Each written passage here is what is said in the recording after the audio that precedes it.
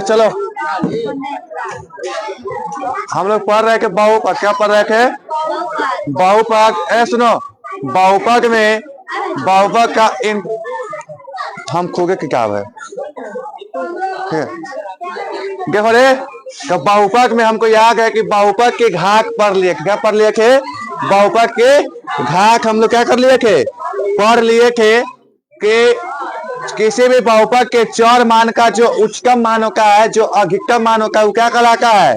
बहुपद के घात कहलाता है। क्या कहलाता है? बहुपद के घात कहलाता है।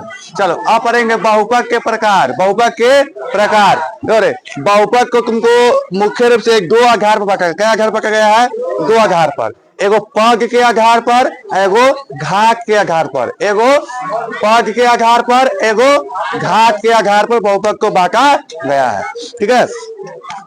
तो हम अगर टॉपिक इसमें डालते हैं कि बहुपद के प्रकार, बहुपद के प्रकार, तो पहला पढ़ के बहुपद के प्रकार हम पद के आधार पर, कौन से आधार पर? पद के आधार पर बहुपद के प्रकार। बहुपद के, देखो क्या पद के आधार, पद का मतलब क्या होता है? सुनो यहाँ गौर से। पद का मतलब क्या होता है? जैसे कि लिखे यहाँ पर 3x 4x plus 3 8x plus 8x square plus x plus 9 लिखे ना। इसमें क्या हो? कै गो है? कै गो से मिलकर बना है? एगो से। इक्का गो से मिलकर बना हुआ है।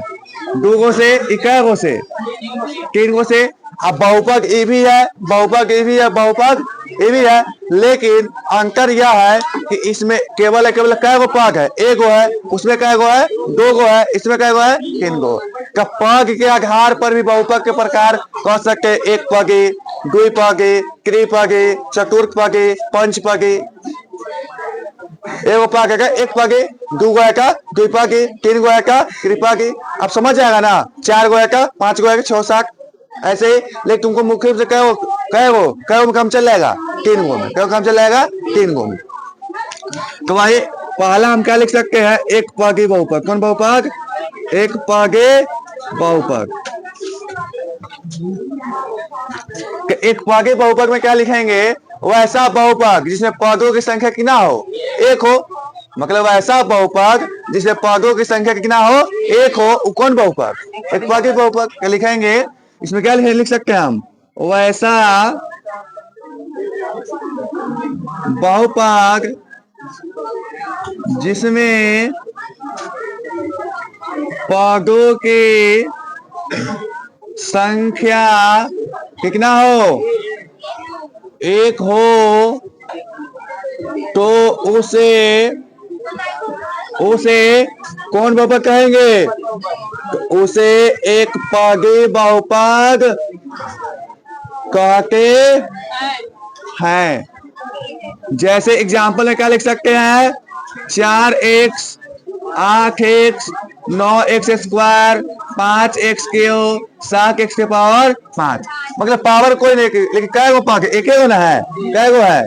एगो है। अब कह सर ये में एगो पावर एक था, एक में 2 है। पावर से हमको मतलब नहीं है। हमको अब इसको अलग पढ़ेंगे, घात के घर पर अलग पढ़ेंगे, ठीक है? अच्छा क्या हो?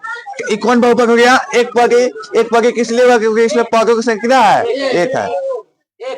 इसमें पदों की संख्या कितना है? एक है, इसलिए कौन बहुपद हो गई? एक पदी बहुपद।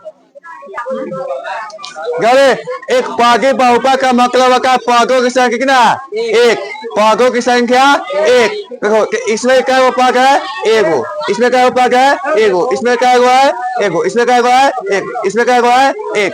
अब सुनो, अच्छे बताओ, एक कल हम बहुपद की घात पढ़ाए थे ना, अब तुम लोग बताओ इस बहुपद का घात कितना होगा? 5। कितना जाएगा? घात में चर मान का कम मान यही ना होता है। चलो अब द्विपदी। अब कौन बहुपद?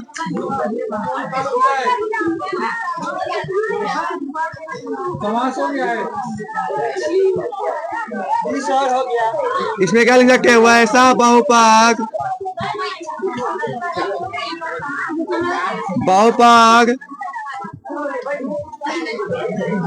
जिसमें पौधों की संख्या अरे दो हो, पौधों की संख्या हो दो हो तो उसे कौन बहुपद कहेंगे? द्विपक्षीय बहुपद काटे एग्जाम्पल क्या लिख सकते हैं? 5x + 6 रे जिसे पौधों की संख्या हो दो हो वो कौन बहुपद? द्विपक्षीय। कौन बहुपद? द्विपक्षीय बहुपद। इसे पौधों से क्या एक वही बोला है और एक वही बोला दो है कि नहीं है? चलो फिर यहाँ लिख सकते हैं 8x³ + आठ x³ + 5x ये क्या है? दो है कि नहीं है? तो कौन बहुपद? द्विपक्षीय। कौन बहुपद? द्विपक्षीय। 9x + 7 + 8 ये कौन बहुपद? द्विपक्षीय। कौन बहुपद के बुआ? द्विपक्षीय बहुपद। अब तीसरा जानो त्रिपक्षीय बहुपद। कौन बहुपद? इसका क्या हो जाएगा? वैसा बहुपद। अरे बैठा रे तू क्या करो?